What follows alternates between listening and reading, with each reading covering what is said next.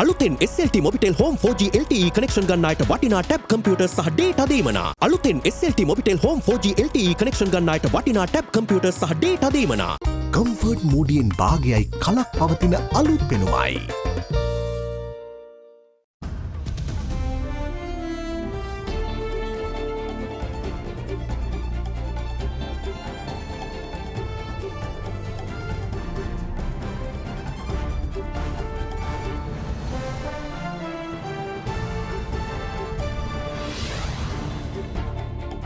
In your headlines tonight, the flip side, Sri Lanka's construction industry decries the heavy devaluation toll. Even in the contracts where there is escalation, most of the contracts do not provide any reimbursement of depreciation of the rupee in terms of imports, in terms of dollar and other currencies. What's the plan? President set to address the nation on Wednesday as IMF APAC chief meets Finance Minister Basil Rajapaksa. How much? Bus commuters brace for a midnight cabinet fare hike announcement. All this and much more coming up tonight on First at 9. This Monday, the 14th of March, 2022. Fair and Lovely will alut nama then Glow and Lovely. Fair and Lovely then Glow and Lovely. From AdaDerana, this is AdaDerana First at 9. Live from Studio 24 in Colombo. And a warm welcome. I'm Indivari Amwat. Now, the devaluation of the rupee last week has some positives for Sri Lanka, given its current need for dollars, with the exports sector welcoming the move. However, for industries reliant on imports, it has begun to seem like their worst fears have come true. With the Sri Lankan rupee having depreciated almost 35% so far, the cost of bringing in material they need has become a major headache, especially for the construction industry that has large-scale projects ongoing and have found their budgets shrinking rapidly. With recent hikes in the prices of raw material, such as cement and steel, large contractors are saying that a revaluation of state contracts need to happen. Sri Lanka is currently facing a host of issues due to the lack of US dollars in the country's foreign reserves. In order to deal with this issue, the central bank last week decided to float the rupee from its pegged rate of 202 rupees and 99 cents, which has seen the currency balloon to over 260 rupees. Among the many key sectors of the country affected by the move, the construction industry seems to be one of the hardest hit. Industry experts say that the recent forex rate hike severely affects the fiscal terms and conditions set out by the large-scale contracts. They believe that this is because, with the dollar being sold between 260 and 265 rupees, the prices of about 80% of imported construction material, machinery and other equipment will soar. To add to their woes, the price of a 50-kilogram bag of cement rose by 350 rupees to 1,850 rupees yesterday, from its former price of 1,500. The price of construction steel too has also risen by between 260 to 265 rupees from 235 rupees.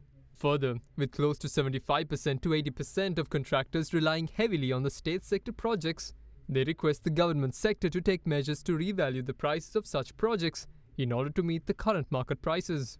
Some ongoing large-scale construction projects are the construction of the first stage of the Ruwanpura Expressway project, numerous luxury apartment projects in Colombo, the construction of the new district administration building in Batticaloa for the Ministry of Home Affairs, and the construction of a new academic and administrative building for the National Police Academy at Katana. Speaking to AdaDerana English News, Chairman and Managing Director of Maga Engineering, Captain M.G. Kularatne explained the impact the change in forex rates will have on different types of construction contracts.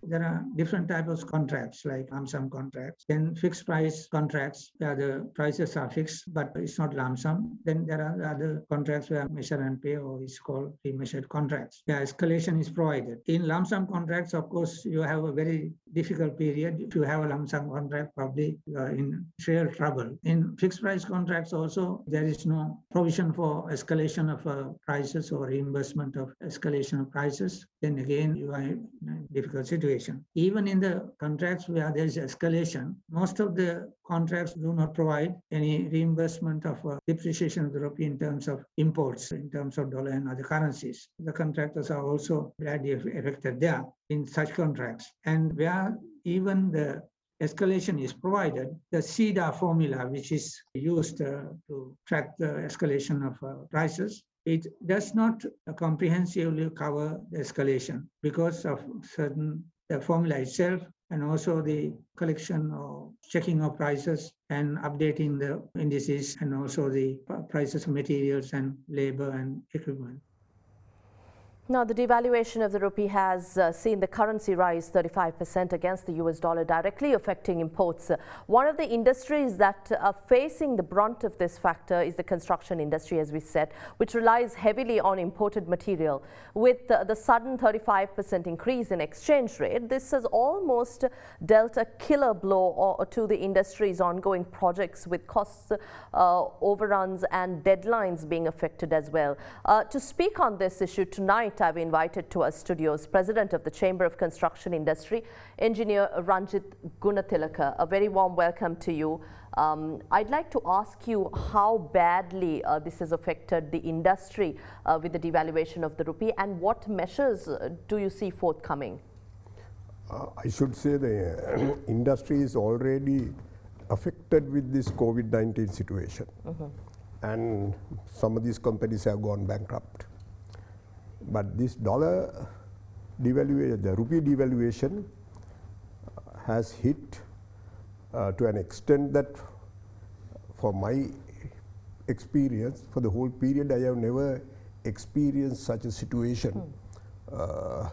So that industry people, they themselves don't know what's the final impact going to be. Because but what is your outlook for the next 6 months? Next 6 months, definitely. All these contracts, the industry people, they will have a very severe effects. Simply what I say, all the prices of the material and other services will definitely go up by 50%. But this situation, as personally, I feel it's good that it has happened now. Why I say, we must face the realistic situation. In the realistic situation, we knew that all the people knew that 203 or 180 is not the correct value in the industry against the dollar. But today, when it came to 270, or in the still the outside market, it would be 280, and it should be the correct situation, then the people in the industry feels that this is the value that we have to cope with. And in the future, we will face this realistic situation, but I request this shall never be reversed unless it is naturally getting floated and reversed to its better prices. What is the impact on the corporate sector here? We see that not just the corporate sector, even individuals in the country who are building their own little houses. Because the first thing in the corporate sector, in the construction industry, is a very competitive field. You keep about 2 to 3, 4, 5% profit margin. In that, there is no margin in a rupee contract to mitigate this situation. But if you take it, the individual houses, say, if you intend of building a house, if you have gone for a 10 million loan, I request you to make it 15 or 17 million, otherwise same house you won't be able to build it. Very simple that. What do you expect the government to do at this juncture in order to either support the construction industry, or even, we heard in our previous story too, a request from the industry seeking the state to review these projects and the budgets? No, since I know what is happening with the government and what is happening with the state coffers, I can't see anything whether the government could do for the industry unless they have their priorities to settle their loans and whatever things to settle first, right? If we from the industry, if we ask them, government to subsidize or give, that is something that we ask what they can't do. But what I say is, government must immediately stop all unnecessary capital expenditure and stop all unnecessary expenses. I'm talking about construction industry. And then maybe at least 1 year or 2 years, once it comes to the normal situation, then go with the contracts. Otherwise, all the contracts will have many arbitration cases, adjudication cases, which the whole industry will be coming to a flop.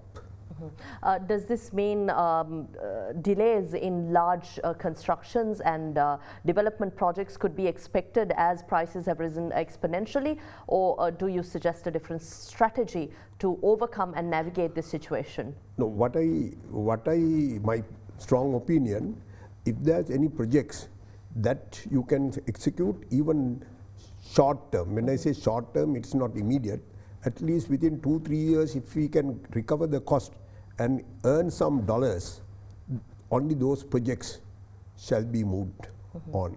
But other projects, until the country's financial or economic situation is improved, I think it's very wise to stop immediate. But then there's a problem with the construction industry. Then the industry people must adjust themselves. Rather than you are allowing them to go ahead and make a lot of borrowing from the bank and come into the same situation after about 6-7 months. Now, cement has raised by 350 rupees, steel by 30 rupees, fuel is up by almost 40%, and prices of construction machinery too are expected to balloon. And the question is whether the industry can handle this. And on the other side, we're talking about revival of the economy going hand in hand with investment and development projects. How do we manage this? In your expertise, if you can share with us your thoughts. You started with some figures. You say cement has gone up from 350 rupees.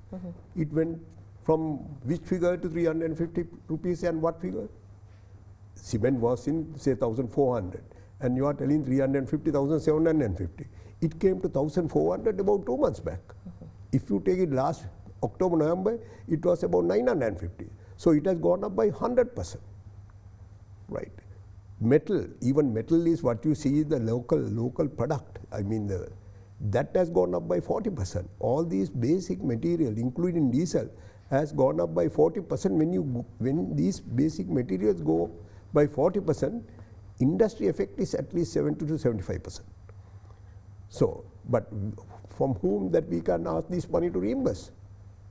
We can't, work like fools. Only thing we have to work hard to get the best return on investment, whether it's government investment or private investment, to get projects. And other unnecessary projects, I feel, for the interest of the country, not for the interest of the industry or interest of my company. No, interest of the country, those things should be stopped.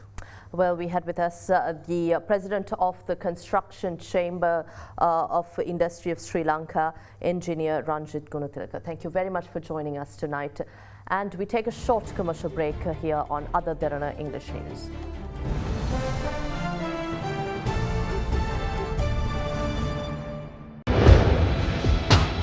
Big 3.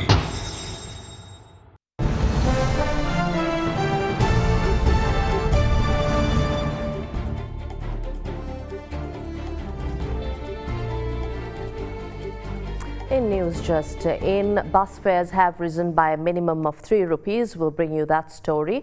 President Gotabaya Rajapaksa is expected to address the nation on Wednesday.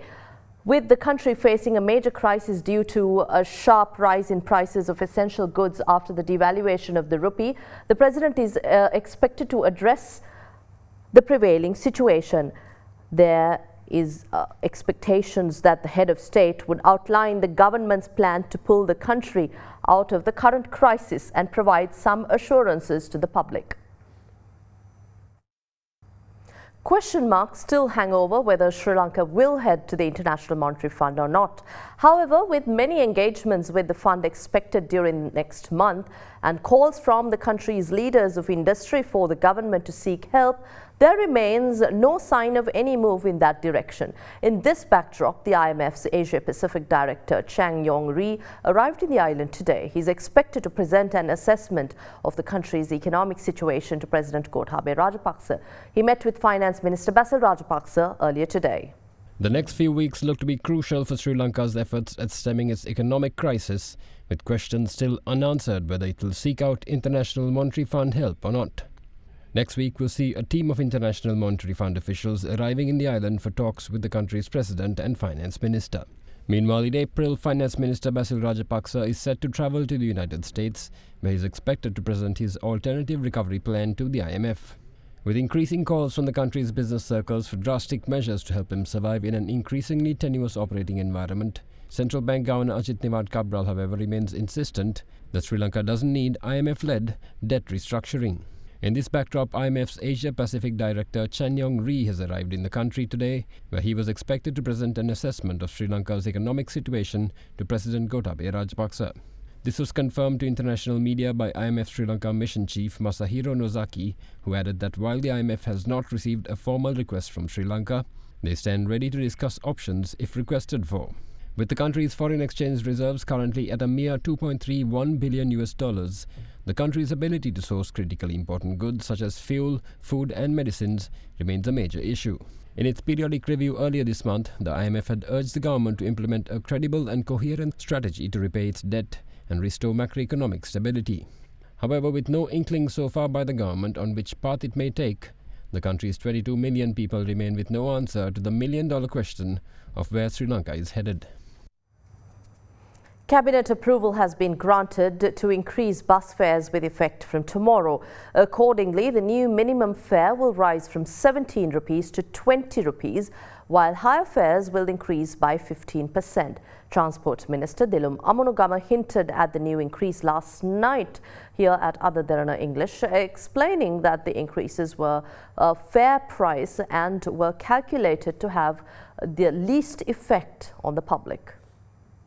Following talks with the private bus owners yesterday, Minister of Transport Dilum Amunugama hinted that a bus fare price hike could come into effect from midnight today after cabinet approval is granted. According to the minister, the minimum bus fare may rise to 20 rupees from the existing 17 rupees. Minister Amunugama also said that the decision to go ahead with the price hike was taken due to the government's current inability to provide a diesel subsidy to private bus owners who are facing high operating losses. In the meantime, the majority of private bus operators have continued to stay off the roads due to a combination of the diesel shortage and high prices.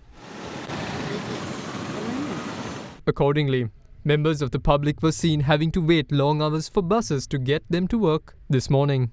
In addition, with only an estimated 20% of buses operating at present, jam-packed buses were a regular sight. However, once a cabinet approval is granted for the price hike, private bus operators say that they will be able to deploy their full fleets from tomorrow. A shortage of cooking gas, meanwhile, has led to major queues outside retail outlets in the past few days and a heavy toll on food and beverage-related businesses. With reports of restaurants and bakeries closing down, the hit to the informal sector is expected to be huge.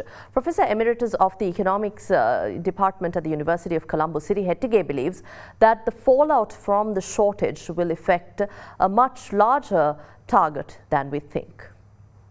Litrogas yesterday warned the public that a gas shortage was imminent if the foreign exchange necessary to pay for one of two gas tankers anchored off Sri Lanka's shores by today was not provided to them. Despite adequate supplies of cooking gas floating in the seas inside Sri Lanka's maritime borders, the question of when they will be unloaded is one that has not received an answer. Attempts to reach out to the company's officials for comment on whether the public should brace themselves for a shortage were futile, as they refused to comment. As has been in the past few days, has been chaotic with queues seen outside gas retailers across the island. The shortage has also had a heavy toll on restaurants, some of which have been forced to close down, unable to cook. Economist Professor Siri Hettige says that this is a sign that the informal sector that is going to be hit the hardest. The formal sector in Sri Lanka is much smaller than the informal sector. And here we are talking about large majority of the people in the country dependent on these various informal sectors, including small restaurants, So the point is that when the activities of this nature are disrupted, actually they have no fallback option. And they are not people who draw a salary, at the end of the month. They have to earn their living on a day-to-day basis. And most of the people who are dependent on these small restaurants and so on are also in the same situation. So the impact that this has on the vast majority of the ordinary people who are struggling on a day-to-day basis. And of course, there are other issues also affecting them, like, for instance, the cost of living and the shortage of various essential things and so on. The Ministerial Consultative Committee on Foreign Affairs, which met on Friday, has agreed to present the Prevention of Terrorism Temporary Provisions Amendment Bill to Parliament for the second reading. The agreement regarding the bill was reached at the committee meeting of the Ministerial Consultative Committee on Foreign Affairs, chaired by Foreign Minister Professor G.L. Pires. The bill was presented in Parliament for its first reading on the 10th of February. Accordingly, the bill, inclusive of amendments in accordance with the determination of the Supreme Court, was approved at the Ministerial Consultative Committee, and the report is scheduled to be presented to Parliament this week, forthcoming sitting week.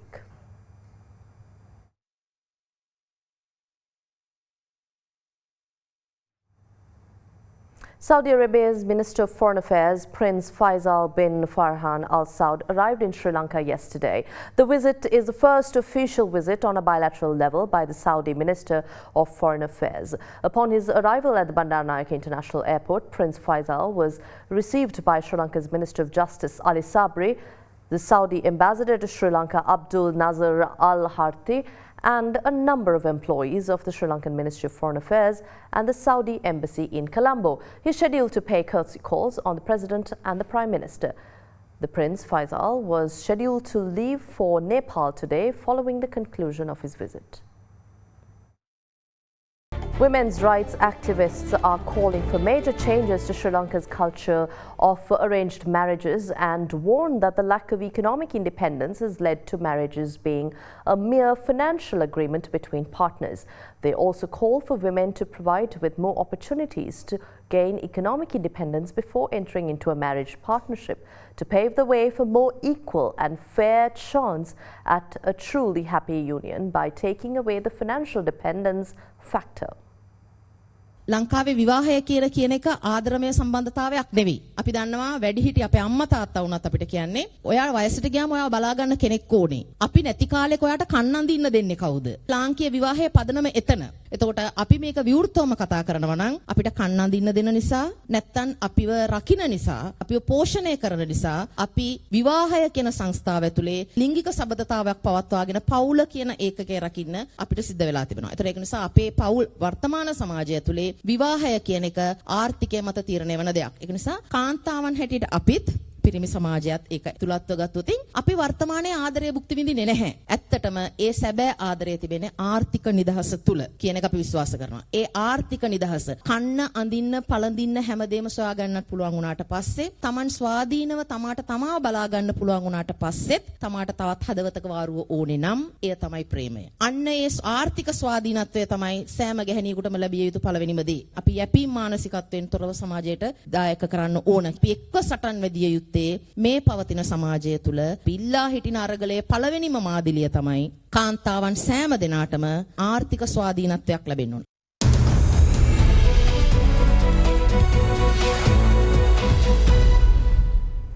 In your market updates, the all-share price index at the Colombo Bourse declined by 112.50 to end at 10,565.26 today. Share volumes were recorded at 51.5 million rupees, where market turnover was 1.3 billion rupees. Meanwhile, Asian shares ended mixed in trading. Hong Kong's Hang Seng Index tumbled 4.97, hitting a 6-year low as the COVID-19 situation weighs down on markets. Japan's Nikkei closed higher, supported by a retreat in crude oil as investors turned more optimistic over the Russia-Ukraine peace talks. Travel-related stocks jumped on a decline in COVID-19 infections and hopes of resumption of a government program to boost tourism. And before we wrap up for tonight, we'd like to leave you with these visuals. The USS Fitzgerald, an Arleigh-Burke-class destroyer of the US Navy, arrived at the port of Trincomalee yesterday. The Sri Lanka Navy accorded the US vessel with a formal welcome in keeping with naval traditions. The 160-meter-long destroyer is manned by a crew of 300 naval personnel. The crew of USS Fitzgerald are expected to take part in several programs organized by Sri Lanka Navy and exchange best practices between both navies. The ship is scheduled to depart the island on the 16th of March. And that wraps up tonight's edition of First at 9. Good night.